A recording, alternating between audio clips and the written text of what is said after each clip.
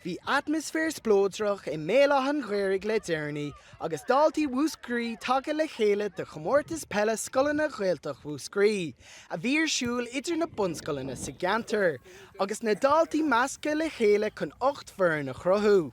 An rud is fearlam ná an bhain lá an nún á tá míid meascathe seachas a bheith le nar scoil féin, so go féidir a bheith cardal le daoine eile seachas daoine nar scoil féinnig. Is lá bra gring chun immert leis na scoilna eile, piece of crack, peile immert, bíon comórtas a going agus, bíon crack a going. Brahan sé go raibh sé mar an Comórtas Peile na Gaeltachta agus just tá sé arás. So rud a dhéanamid ná bailíimiid rangan na 5 agus 6 le chéile, meascamid na páistí ar fad agus imríonn siad a gcuine I chéile an son. Tá curann cheann I chrónína going agus tá buin le bronna ag deireadh le. Crú tús leis an Comórtas seo in 2024, nuair a bhí Comórtas Peile na Gaeltachta ar siúl I gCill na Mártra.